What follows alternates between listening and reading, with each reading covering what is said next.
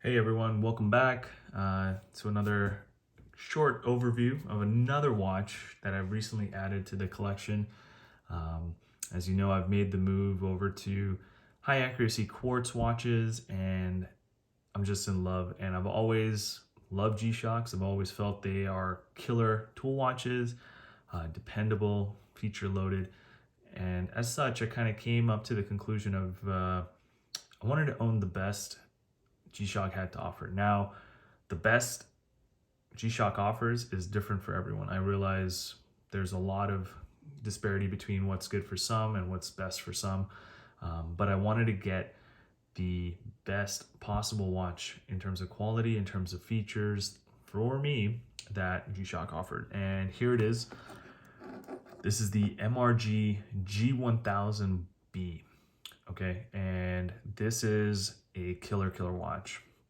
So why did I get this? So it is another great G-Shock with a ton of features, and it also has one unique feature, and I'll get into it. So first of all, it is a nice watch. It's completely titanium. Okay, it's titanium and it's got the DLC coating on it, and it is it's a chonker for sure. It's definitely thick, but it weighs completely. It's a bigger watch, and the titanium benefits it because it weighs as much as this watch.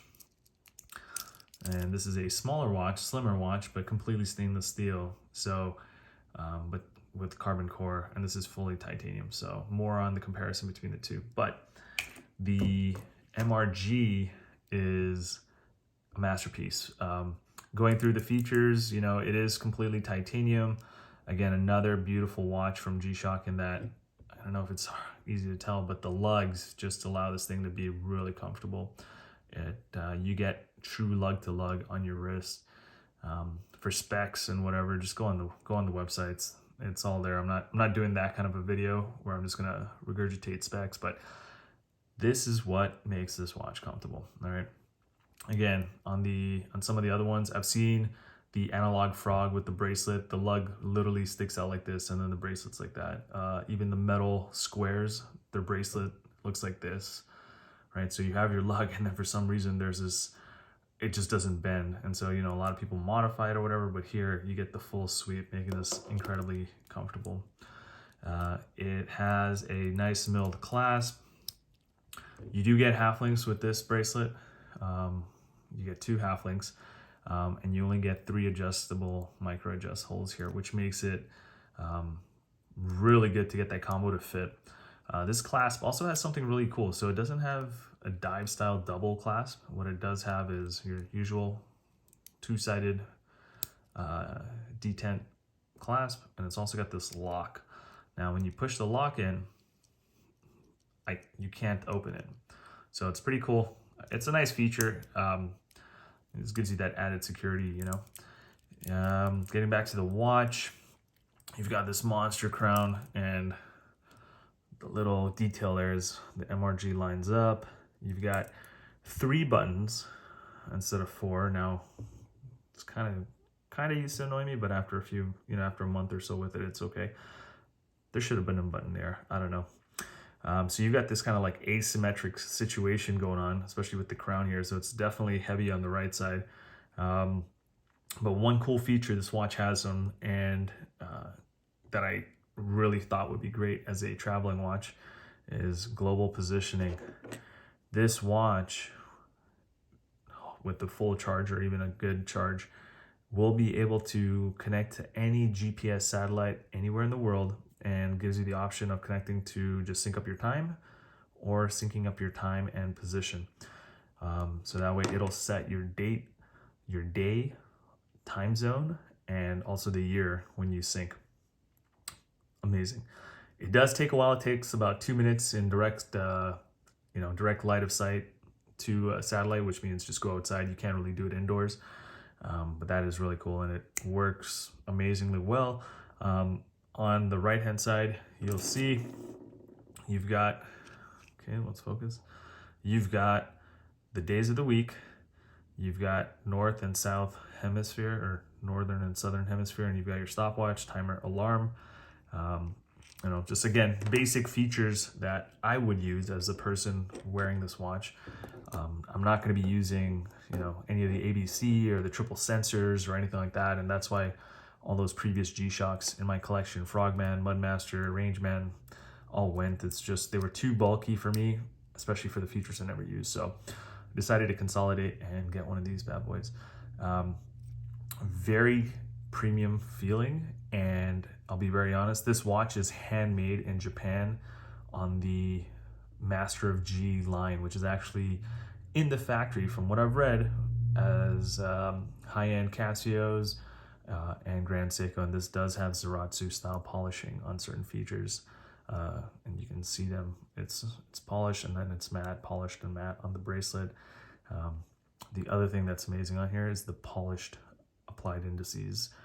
I've had Grand Seikos before, and I'll say this dial is at that level. I have taken a look at it underneath a scope at work, and it is brilliant. Like, you see the little tiny lume plots are on there, but sometimes and quite often the actual polished indices are what reflect back light at night, and that just makes it really, really good to see. It does have a light, and I'll do this again. Pretty strong. You can kind of see it there. It comes on, comes off.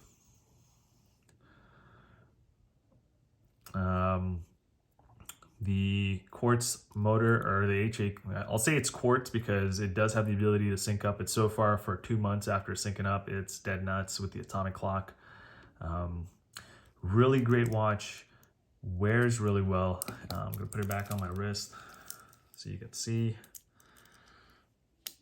Again, 7.3 inch wrist right here. Zoom out a bit, and you can kind of see that. So it does have a little bit of a height, but you know what? If you're wearing dive watches or anything, this is not a problem. And because it's titanium, you don't have that problem with the chunky watch. With the chunky watches, usually the head is very heavy, and then the bracelet just hangs there. And what happens is this thing's going to move around as you do. This one doesn't. Everything feels balanced around the wrist, which is great, you know, and that makes it comfortable, which means I'm going to wear it. So killer watch. And again, it's hard to get those indices. I'll throw some natural light shots out on this watch so you can see it at the end of the video, but my God, is this a beautiful watch. You know, you get a watch like this and then you start to realize, is there any value sometimes in buying an expensive watch when, you know, a company like Casio with this G-Shock makes it such a killer watch. One thing to add is, while there are other watches that do have the GPS positioning, they do have from Citizen, and you know, what they don't have is a screw down crown.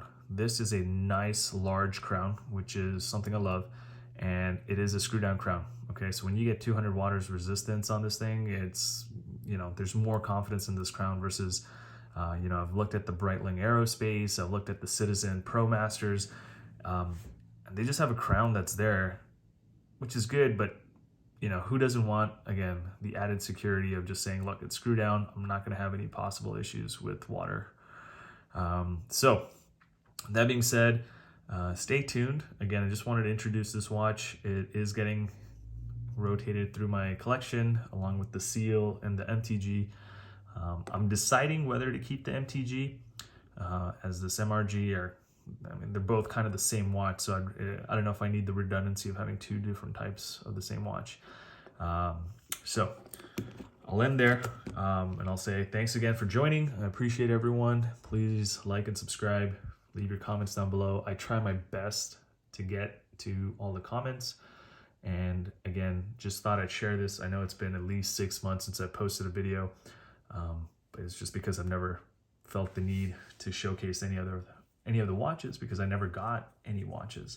So stay tuned for the comparison between the MTG and the MRG in another video. But till then, cheers.